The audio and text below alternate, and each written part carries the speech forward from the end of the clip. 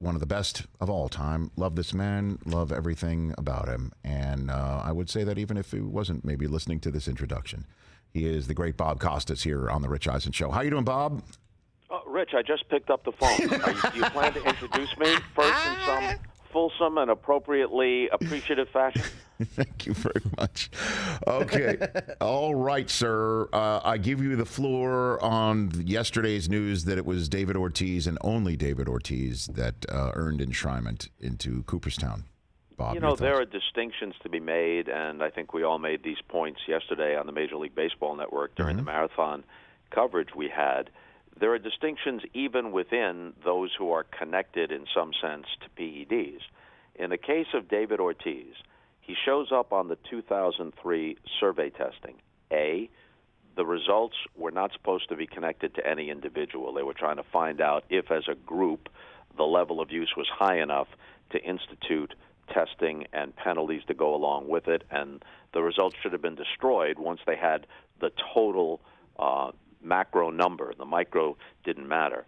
Plus, apparently, there were at least 10, maybe more, false positives within it, or there could have been positives from things that you got that were not illegal, either by law or by what baseball planned to put on a list of banned substances. And that doesn't mean that automatically acquits David Ortiz in that circumstance, but it creates enough doubt.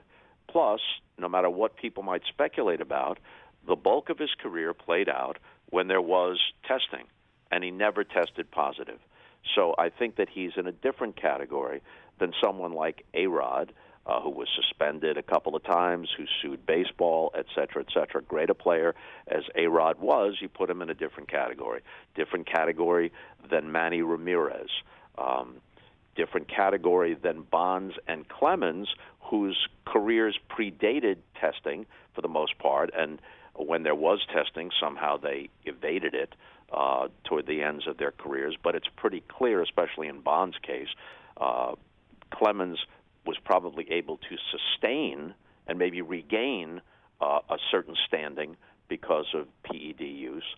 But Bonds, who was already one of the greatest players of all time, was transformed from a genuinely great player to a superhuman player who turned baseball into a video game.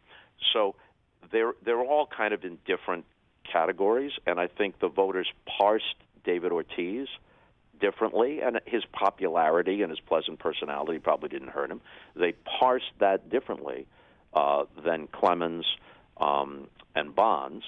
And Curt Schilling's in an entirely different category. The only guy who in his last year saw his vote total go down, and not by a little, by a lot. He says, hey, I don't want to be on the ballot. Don't vote for me. And apparently a lot of writers said, okay, if that's what you want, we'll comply. But let me say this. As I've said forever, Rich, all three of the guys I just mentioned, Bonds, Clemens, Schilling, if I had a vote, and as you know, only writers do, regardless of what my misgivings might have been with regard to some aspect of their candidacy, I would have voted for all three of those guys. And it should be said that a majority of voters did vote for all three, but the threshold is 75%. So what about the idea, Bob, of just putting on their plaques that they, whatever their accomplishments, however you want to write it on their plaques, because that's the way it's done for this museum, because that, you know, there's a word museum in the title for a reason, that you just put in the steroid era, and that's it. Those words are the, if you will, asterisk that you can infer from their plaque, and that's how you leave it. And don't leave it to the writers to parse out who may have done it, who didn't do it, who did it but never got caught. You know, that's it. And then if that pisses off the enshrinee, then so be it. But they're in, because you can't tell the story without them, certainly, because there was an era of baseball, the steroid era. That's a fact. There's a number of thoughts that come to mind as you pose this question, Rich, so I apologize for what might be Go for it. A long answer. Go for it. It's not a short one. You know, it's not an easy question. Right.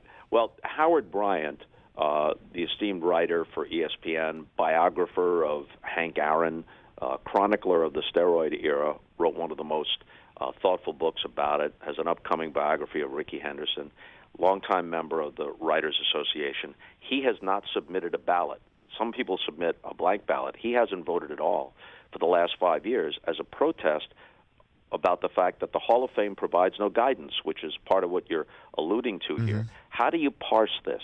Even somebody who wants to say, look, I'm an absolutist about it. I don't care how good you were. If you use PEDs, and I strongly believe you did for even a portion of your career, I'm not going to vote for you. On the other hand, we know that there are guys who we can reasonably assume did use PEDs who are already in the Hall of Fame. And none of them were as good on their natural merits as Barry Bonds was. So you have that aspect of it. And I had several other thoughts, and then they drifted out of my mind while I was making that point. So you better book me several times in the next week or so before I'm completely incoherent. No, but I totally hear you, Bob, because it is something that has many different levels to it, and with the fact that you don't give guidance to the voters, thus you have some, like you mentioned, Howard Bryant saying I'm not voting at all. Then you got 6 that don't. Say I am voting, but there's nobody here on the piece of paper, which is absurd. It's absurd that that you can't say that anybody on that piece of paper wasn't head and shoulders special above somebody else from their era. And then you wind up having this conversation, which is kind of useless, right? Yeah. When it all comes down to it. That's why, I hear let's have a special wing, another room just for these guys. Put them in the same room, but just the words "in the Steroid era" appear on the plaque. And I don't know, I guess there's a committee who decides those words go on there. As you know, I don't just say things. I try to figure out what the mechanics would be of doing that. Yeah. But maybe that's what you do. Yeah, there's a committee at the museum that says we're putting those words on it, and that's the end of that. Yeah, that makes sense, and I'll address that in a second. I've now remembered the other point, which is this. You said, as many people say, hey, it's a museum. Well, yes, it is. And if you've been there, you know that Pete Rose, Shoeless Joe Jackson, Barry Bonds, Roger Clemens, they are all prominently represented in the museum part for their achievements, for the eras they represent, as is segregation, as is labor strife. The history of the game is told in Cooperstown as a museum, but the gallery where the plaques hang is a separate question. But I agree with you that they could have done it with Pete Rose way back when. You list his achievements, and at the bottom of the plaque it says, suspended for life as an active participant in baseball in 1989 for involvement with gambling. Some version of that. Let's say you're talking about Barry Bonds. You put all the achievements there. It starts one of the greatest all-round players in the history of baseball, which is beyond dispute. And then something toward the bottom that says accomplishments discounted by some or diminished in the minds of some for involvement in the steroid era. Something like that. Some sort of anodyne thing like that, which directs people, especially in subsequent generations, some 12-year-old kids walking through as yet unborn and doesn't quite know how to put it into context. Well, he's standing right there. You want it in context? There's an MLB library there. There's a museum next door. It's actually in the same building, but the next part of the building. That's one way that you could handle that. I just think it's not possible to have you can keep Rafael Palmeiro out, regrettable as that may be. Rafael Palmeiro was a very good player who has Hall of Fame credentials just based on the numbers, but you can tell the general history of baseball without Rafael Palmeiro. As good as he was, he's not in the elite inner circle, but Barry Bonds sure as hell is on his natural merits. So I just don't think you can look the other way.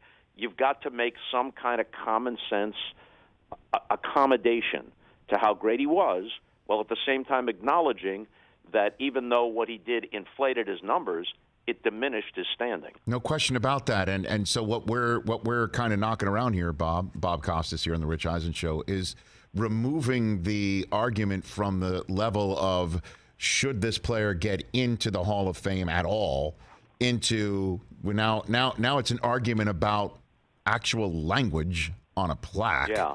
And so I would prefer it to be about language than just about entry at all.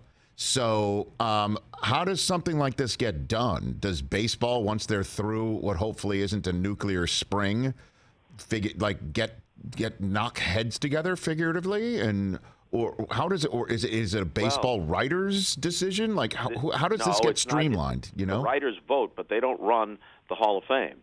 And people may assume, but incorrectly, that Central Baseball on Park Avenue runs the Hall of Fame.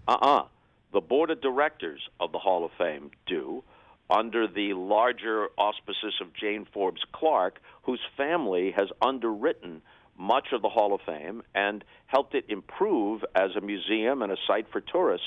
So they've done a great service, but there's kind of a central power there in that little hamlet in upstate New York, which brings me to this. In 1991, and this is only tangentially related, but it's interesting. In 1991, the board of directors of the Hall of Fame decided that they would put in this rule. Anyone who is on the permanently ineligible list is not eligible for the Hall of Fame ballot. Now, that was clearly aimed at Pete Rose and Pete Rose alone, because then, since he last played in 1986, then he was on the cusp of being eligible for the ballot. So it's an ex post facto rule, didn't exist. No clear-thinking person denies or doubts that, based on the rules, that Pete Rose should have been banned from baseball for life, and then he didn't make his case any better by lying about it for a long time and then only coming clean when he wanted to sell a book. Plus, nobody would ever nominate him for Citizen of the Year. It's problematic in other respects when you look at Pete's life in its totality. But Pete was an undeniably great ball player who never, so far as the evidence indicates, consciously cheated the game. In fact, he was the opposite of that. He lived for the game, and he played all out at all times. So they put in this rule after the fact. Now think about that. Think of the people, the various miscreants for their off-the-field activities and steroid users and whatnot, who at least are on the ballot. They get to be considered. Pete Rose has never been considered. It just doesn't make any sense. Now, everywhere you turn, I said this yesterday at the end of the broadcast on MLBN, Pete Rose is banned from baseball. This segment brought to you by DraftKings and BetMGM. Now, obviously, that's a little glib because there is a distinction here. Despite the proliferation of gambling, legalized gambling, which all the sports leagues now not only tolerate, they actively encourage, there's still a prohibition on gambling for anybody directly involved in the game, and that includes employees of the Major League Baseball Network. They're all subject to sanctions of various kinds, and if you bet on baseball right now, if Mike Trout bet on baseball, he's subject, at least as according to the written rule, to the same penalty that was meted out to Pete Rose. Okay, fine, but still, think about Pete Rose, who's now 81 years old. And in the present atmosphere, gambling is being encouraged. What harm would it do? Not to put him in by acclamation, but to put his name on the ballot. Let him be considered the same way that Barry Bonds and Roger Clemens were considered yesterday and have been considered for the last 10 years and will be considered again by veterans committees. Bob Costas here on the Rich Eisen Show. Okay, so does this end the conversation because Bonds and Clemens have now lost their eligibility to be voted on year in and year out? Where does it go from here, essentially? No, well, everybody is eventually remanded, in a sense, to baseball's Court of Appeals, which are the various veterans committees. Right. But coincidentally, the modern era, today's game, I think they call it, it goes in cycles. The today's game era consideration comes up again this December. So it's a 16-member committee. The composition of the committees change over time. It's not all former players. It's writers, executives, former players and managers. Same standards, smaller electorate, but you still have to get 75%. You still need 12 out of the 16 votes. So Roger Clemens and Barry Bonds, and Curt Schilling for that matter, are right back in the discussion before this year is over. Before I let you go, Bob, it is the 2-year anniversary of the passing of Kobe Bryant. I would be remiss if I didn't ask you of, I guess, your favorite Bryant story, or one that leaps to mind from when you were at the mic and his ascendancy was front and center. Yeah. Some quick thoughts. I heard the end of his conversation with you as I was waiting to come on. You can't help but be struck by how thoughtful he is.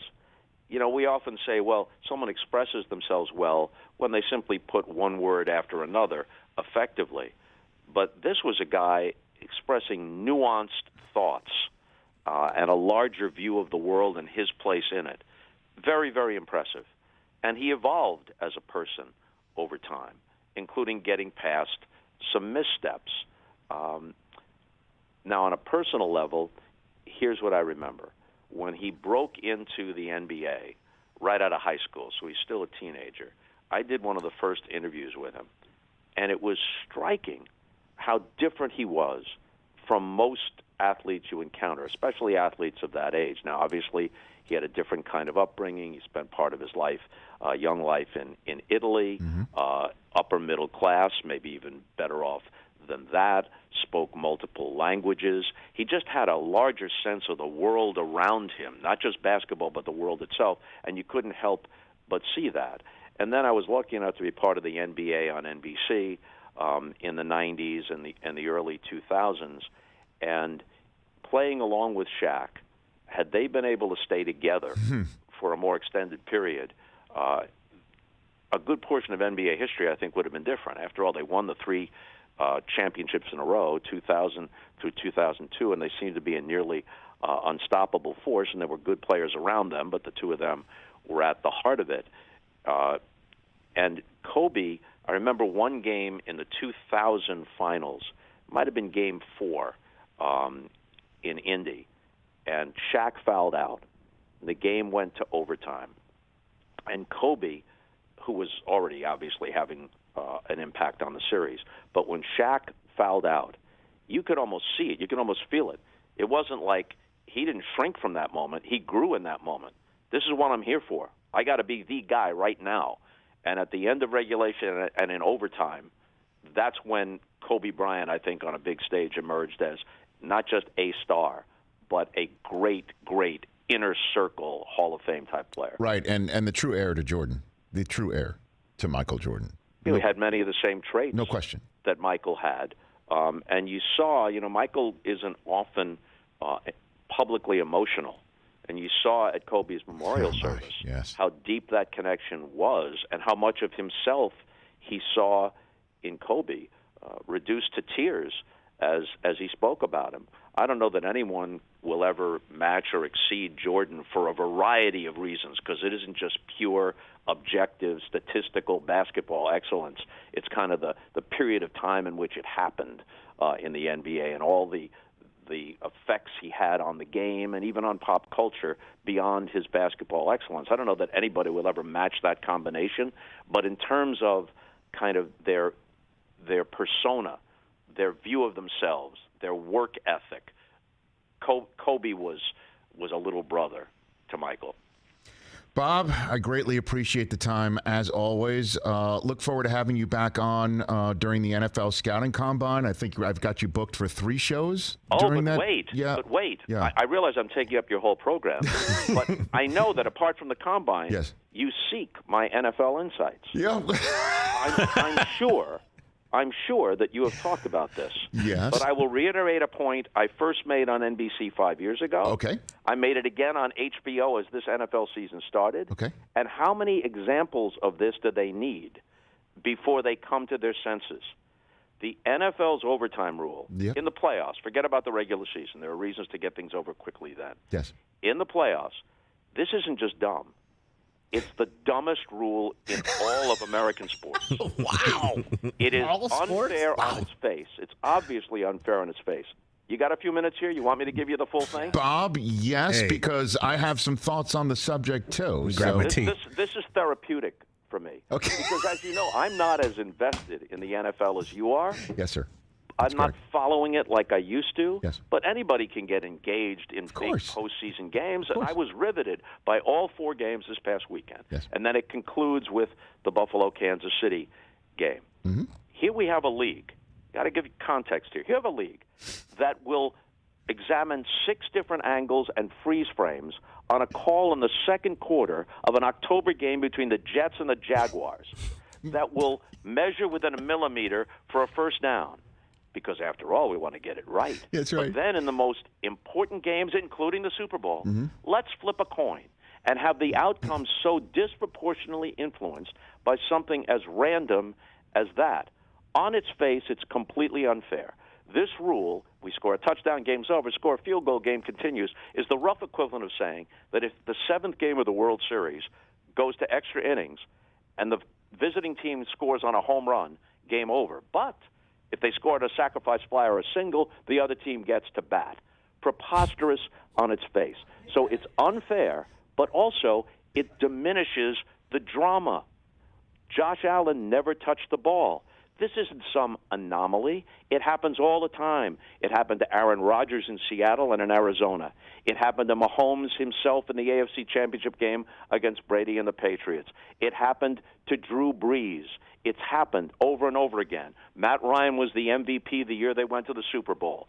The Falcons blow the game, they blow the lead, so I'm not absolving them of the blame. But if the flip had gone the other way, Brady might never have touched the ball. Matt Ryan never touched the ball. How does that enhance the excitement and the drama? And where's the audience going? The audience isn't going anywhere. You got a 1 o'clock regular season game that goes to overtime.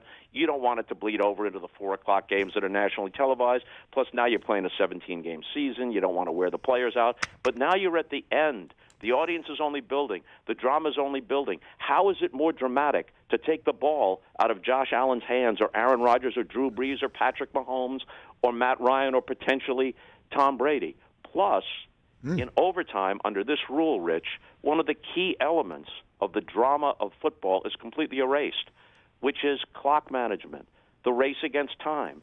And in that very game, you saw it. 13 seconds to go. You're at the 25-yard line, but you do have 2 timeouts. Somehow you get into field goal range. That can never be a consideration. Even if they played for another 2 hours, the clock would have nothing to do with it under these rules in overtime. So it's competitively unfair. It's bad theater. And how many examples do they need? Somebody says, we need a stop sign at this intersection because potentially there could be a pile-up here. Now we don't need it. Now let's have a half dozen pile-ups, time after time, and you still don't put the stop sign there. This is idiocy. Okay, so if this was the NFL overtime rule, I would not have a chance to rebut. This would be over, and we would just be done. You've made my case. Okay, but here's the answer: is what do you? First of all, you are assuming that neither defense was going to stop either person. You're assuming that. And the other games that could have gone to overtime, like, say, Green Bay, San Francisco, and also the Rams and the Bucks, might not have had. You're just assuming that whoever loses the coin toss is going to lose the game because their defenses are gassed. That's not the circumstances for every. Well, hold on. And then the other aspect of it is what happens if you do put into place what you were saying. Is you now want to defer if you win the coin toss. You want to go second, and thus neither team is going to be as aggressive as we would like until sudden death finally does arrive? Or do we continue to just let everybody just within its own, you get a possession, I get a possession, and we keep doing that? How does it all play out from there? You play a timed period, and they can have the competition committee decide what that time should be. Okay. Maybe for the purposes of drama and not wearing the players out, maybe that's 8 minutes. Maybe it's 10 minutes. Mm-hmm. Maybe it's a full 15-minute quarter. Right. Whatever it is, the clock still comes into play, and all the normal dynamics of a football game are in play. It would be more dramatic. It would also be fair. And to your point, yes, the defense can stop the team that wins the toss and elects to receive. And how big an advantage that is proven by the fact that if you played 100 overtime games under this rule, not once would a team ever defer. They would always elect to receive the ball. But the defense could stop them. But that doesn't mean that that's fair. This kind of shrug your shoulders, hey, just stop them. Well, sure, but if you had the best defense in the history of the league against the worst offense in the history of the league, you still wouldn't say, well, no problem, we'll stop them. It's an unfair advantage for the team that gets the ball under these rules. Well, as you know, I am up against, in the radio business, a hard out, so I only have enough time left to ask you, do you feel better having gotten this off your chest, Bob? Is this? Yes, but then I'll move on to something else that I'm obsessing about. Like the combine. I've just deferred from one obsession and issue to the next. Bob, that extra inning idea isn't bad. Oh, shut up. Don't start screwing with baseball now. We got enough problems here. Shut up. Take care of yourself, Bob Costas. Take care. Thanks for the call. All right, see you guys. There you go, ladies and gentlemen. Goat. Maybe Chris Brockman's crowning achievement, the 7+ years of this program, saying something that causes Bob Costas to tell him, shut up. Please tell me that was clean enough to use as a drop and that we didn't just laugh too hard over it. I think we got it. Yes. Wow. Bob Costas telling Brockman to just shut up. Shut up. Oh, shut up. Syracuse on Syracuse crime. Says one of the most esteemed broadcasters ever. Hey, you watched all the way to the end. Thanks for that. Watch more right here.